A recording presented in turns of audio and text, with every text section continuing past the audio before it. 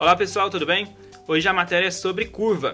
Voo em curva. Para girar o avião, como qualquer outro corpo, deve ser gerada uma força no sentido do centro da curva.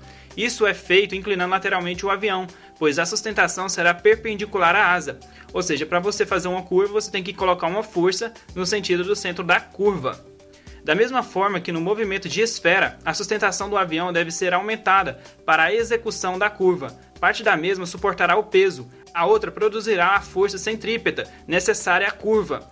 Se a curva for feita com velocidade constante, ou então chamado de módulo constante, será preciso aumentar o ângulo de ataque. Ou seja, quando você for fazer uma curva com um avião com a mesma velocidade, você vai ter que aumentar o ângulo de ataque, tudo bem? Ao aumento da sustentação corresponde a um aumento do arrasto induzido, tornando necessário o aumento da potência / tração do motor.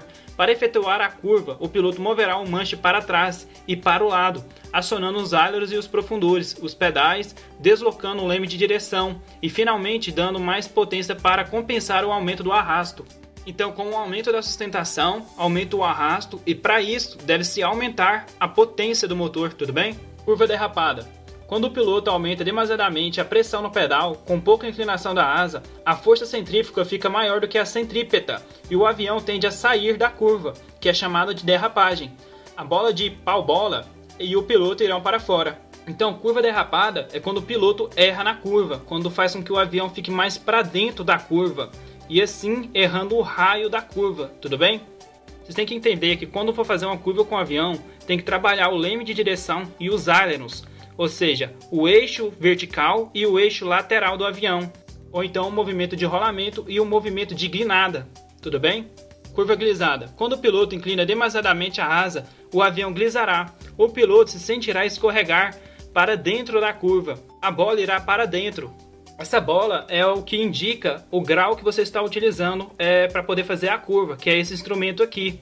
Esse instrumento aqui é o que corresponde ao slide passado, de voo em curva. Da mesma forma em que o movimento da esfera. Esse movimento da esfera corresponde à esfera desse instrumento aqui. Então a curva glisada nada mais é do que um erro de curva, só que no sentido contrário, ou seja, no sentido de fora da curva, tudo bem? Curva balanceada. Quando a inclinação da curva e a pressão no pedal forem corretamente escolhidos, o resultado será uma curva bem balanceada, na qual o piloto se sentirá confortável, a bola ficará no centro. Então, quando você for fazer uma curva bem sucedida, quando você faz uma curva bem sucedida, a bolinha do instrumento fica no centro. Tendência de aumentar a inclinação lateral, também chamada de overbank. Curvas ascendentes, ou mantendo o nível. Para começar uma curva, o piloto inclina a asa com os ailerons. À medida que começa a curva, a asa externa tem maior velocidade que a asa interna, de modo que produz maior sustentação. Isso produzirá uma tendência para aumentar a inclinação lateral do avião. Para corrigir essa tendência, o piloto deverá dar aileron no sentido contrário. Existe um segundo efeito a considerar. Quando a asa externa e a interna sobem à mesma altura, a asa externa percorre uma distância horizontal maior por estar do lado externo da curva. O ângulo de ataque da asa externa é maior do que o da asa interna, o que contribuirá ainda mais para o overbank. Uma vez numa curva ascendente, o piloto poderá contrariar essa tendência com o aileron no sentido oposto. Bom pessoal, e resumindo isso aí, seria o seguinte: quando você for fazer uma curva com o avião, a asa externa desse avião terá maior velocidade do que a asa interna, e também a asa externa desse avião terá maior sustentação do que a asa interna. E isso vai fazer com que produza uma tendência de aumentar a inclinação lateral desse avião. E para você remover essa tendência, é só você dar aileron no sentido contrário.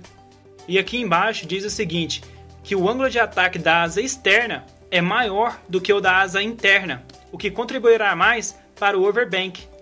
Tendência de redução e aumento da inclinação lateral, também chamado de underbank, overbank. Numa curva descendente, a asa externa tem maior velocidade, o que aumenta a sustentação em relação à asa interna. No entanto, o ângulo de ataque da asa interna é maior do que o da asa externa. Os dois efeitos tendem a se cancelar, mas podemos ter um overbank ou um underbank, ou seja, o piloto poderá ter uma ou outra tendência. E para compensar é necessário aplicar o aileron no sentido oposto à curva, overbank, ou no sentido da mesma, underbank. Raio limite. Em que velocidade será obtida a curva mais fechada? É evidentemente que quanto maior o ângulo de inclinação lateral, menor será o raio da curva. Velocidade angular. A velocidade angular de um avião numa curva é importante.